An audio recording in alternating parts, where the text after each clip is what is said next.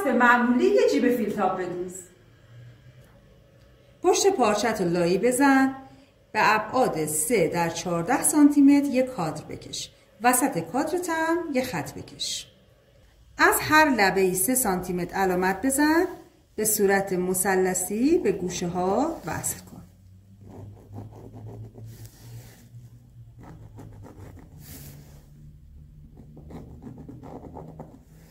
حالا با قیچی این وسط رو قیچی میکنیم.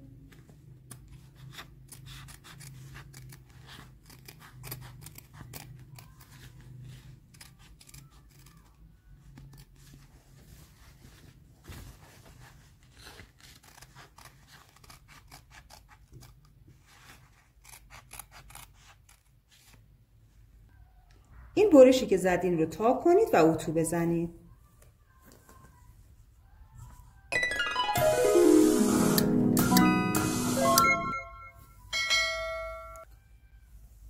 دو تا پارچه برش میزنیم به ابعاد 8 در 17 سانت. دو تا پارچه رو میذارید روی هم، از وسط چرخ میکنید.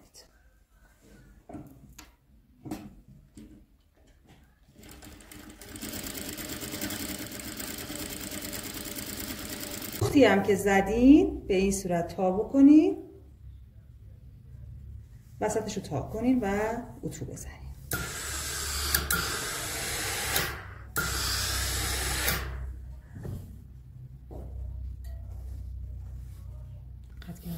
حالا فیلتابتون رو بذارید دقیقاً روی نواریی که برش زدین و دوختین، جوری که این درز وسط دقیقاً با وسط فیلتابتون یکی باشه.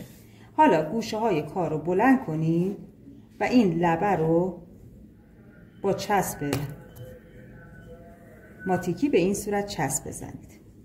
4 طرفش رو به این حالت چسب بزنید.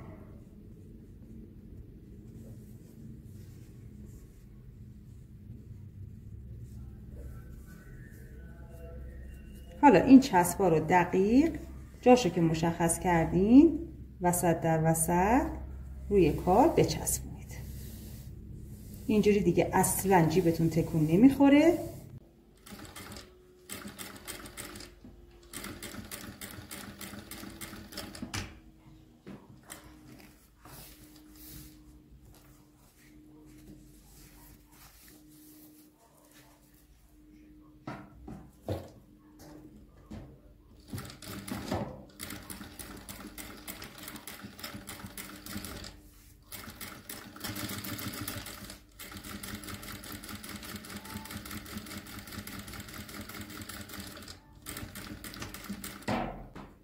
خیلی آروم این دوختاتون رو میشکافین.